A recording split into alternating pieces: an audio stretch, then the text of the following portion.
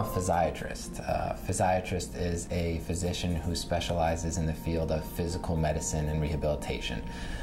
That means that the field focuses on restoring patients' function back to maximal capacity using different means, whether it be medications, physical therapy, other modalities, to improve patients' overall function. Non-surgical approaches to treatment are strengthening peripheral joints that were affected by the pain that the patient may be experiencing, as well as core stabilization. We also look at pain from a mechanical perspective. So we look at it using various diagnostic techniques, including and not limited to the McKenzie technique, the Feldenkrais method, as well as other various manual techniques, and looking to see whether or not there's a mechanical component to the pain, which then guides us to the fact that physical therapy can actually make a difference. We use a variety of non-operative treatments for patients, and these include things as basic as medications and specifically guided physical therapy programs for patients. And in terms of their conditions that we treat, the vast majority involve, for spinal conditions, things that involve the discs, whether they're disc herniations or other sort of spinal conditions that include arthritis or degenerative conditions.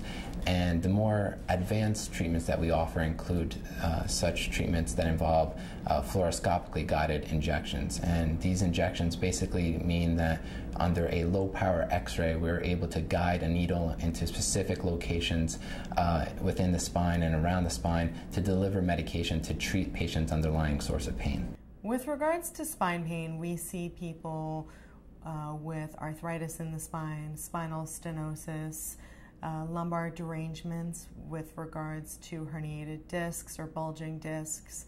We see tumors of the spine.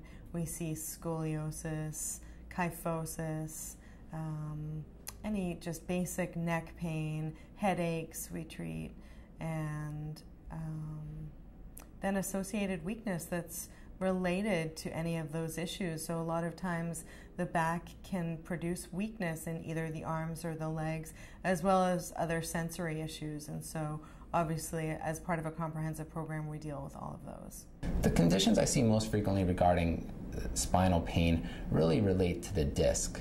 The discs are kind of these cushions between the vertebrae of the spine that help patients move with in motion of their neck and their lower back. And the disc is usually the most susceptible to injury, whether patients develop small little tears in the disc or disc bulges or disc herniations. And these patients usually do fairly well with a non-surgical approach and treatment. And that is the most common condition that we usually treat. For other patients with spinal conditions, we treat patients who have degenerative conditions. So these patients are typically older in age, and their conditions usually involve things that involve arthritis of the spine and conditions such as spinal stenosis. And there are non-surgical approaches that we use that include medications, specifically guided physical therapy regimens, and in some cases injections that can really improve their quality of life. In our physical therapy department, I think we offer something that's quite unique, and that is a one-on-one approach to treatment. Our initial evaluations are 60 minutes, and our follow-up treatments are a half hour. And it's always a therapist and their patient exclusively, and so we like to give that patient as much individual attention as possible. Within that individual session, we really focus on what their specific goals are. We let our patients drive our treatment by telling us what their goals are and then really reflecting our physical therapy to achieve those goals. We try to formulate an individualized program for each patient because patients' spinal conditions vary from case to case. And we take into consideration other aspects of the patient's lives. We take into consideration what their job is. Are they a stay-at-home homemaker, or are they someone who works a 14-hour day job sitting at a desk? And then we take other things into consideration. What activities do they like to pursue in their free time? What's their daily commute like? What activities seem to worsen their pain? Do they have children? A lot of these spinal conditions really might be exacerbated just by simple things as picking up your child. So what we do is we try to formulate a plan that takes all these things into consideration and individualize it to each patient to really give them the best chance at success so that their life doesn't prohibit them from their recovery. The team approach for these patients is very important. The reason why we have a multidisciplinary approach to these patients is because not every patient will benefit from the same treatment. So we have a variety of resources, which includes neurosurgeons, anesthesiologists, neurologists, physiatrists, and physical therapists, to really create an individualized program to help these patients through their spinal condition. There's a huge emphasis here at the hospital and in the medical college with regards to continuing education. And so our therapists are constantly taking continuing education courses, achieving certifications in various approaches to treatment of the spine, and we collaborate as a team.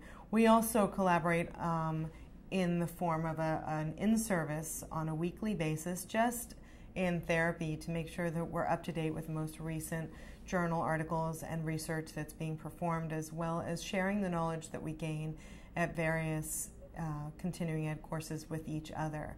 And so with regards to that, we're really keeping ourselves on the front edge of what's out there and making sure that we offer our patients the best treatment that we know how. I think patients choose New York Presbyterian for their spine care because of the putting patients first approach. I think when we individualize patients' treatments to their own daily activities, to their own individual self, they seem to have the best benefit.